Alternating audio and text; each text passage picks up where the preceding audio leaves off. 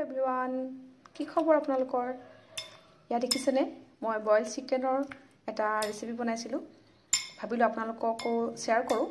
আৰু খাবলৈ খুবেই টেষ্টি হৈছিলে আপোনালোকে এবাৰ ট্ৰাই কৰি চাবচোন আৰু মোক জনাবলৈ নাপাহৰিব খাই কেনেকুৱা পালে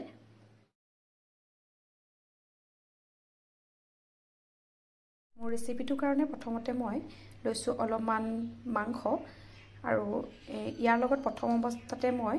অলপমান জালুকৰ গুড়া দেখিছেনে এচামৰ জালুকৰ গুড়া লৈছো আৰু লৈছো অকণমান নিমখ এই গুটেখিনি মই ভালকৈ মেৰিনেট কৰি লম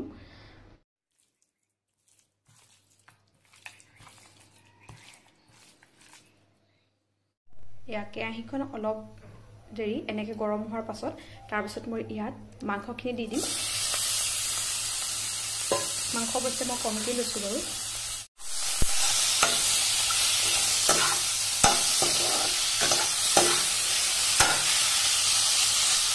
এনেদৰে ভালকৈ অলপ লৰাই লোৱাৰ পাছত তাত মই দিলো মই কাটি থোৱা পিয়াজখিনি আৰু মই যিখিনি মানে কেপচিকাম কাটি থৈছিলোঁ এই কেপচিকামখিনি অলপতে মই দি দিলোঁ কেপচিকাম আৰু পিঁয়াজখিনি ভালকৈ লৰাই লোৱাৰ পাছত মই ঢাকনিখন ইয়াৰ ওপৰত দি দিম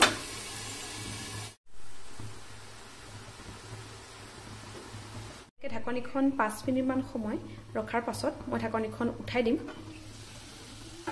এয়া চাওক মাংসখিনিৰ পৰা লাহে লাহে তেল ওলাবলৈ লৈছে এয়া দেখিছেনে ধৰিব পাৰিছেনে আপোনালোকে আৰু এতিয়া মই ইয়াত অলপমান পনৰু পাত দিম কিন্তু ইয়াত এইটো আপোনালোকে পনৰু পাত নিদি মান ধনিয়াও দিব পাৰে দেখিছেনে এনেকৈ ভালদৰে লৰাই লৈ পেলাই অলপ দেৰি মই আকৌ ঢাকনিখন দি দিম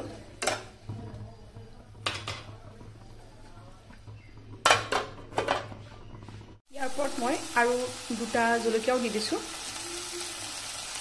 চাওক ইয়াতে মই অকণমান আদা নহৰু পেষ্ট দি দিছোঁ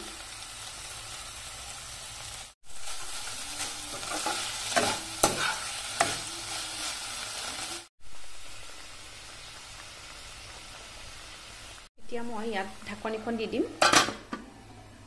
দেখিছেনে ঢাকনিখন উঠোৱাৰ পাছত ইয়াৰ পৰা এনেকুৱা এটা গোন্ধ আহিছে মানে গম পোৱা গৈছে আৰু খাবলৈ কেনেকুৱা হ'ব আৰু ৰংটো দেখিছেনে একো মা মছলা ব্যৱহাৰ নকৰাকৈ কিমান ধুনীয়া এটা কালাৰ হৈছে এয়া চাওক মাংসখিনি প্ৰায় সিজিছে আৰু এতিয়া মই ইয়াত অলপমান ধনিয়া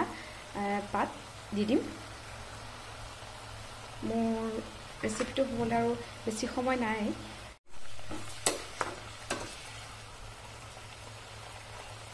আপোনালোকে সোৱাদ অনুসৰি নিমখটো দিব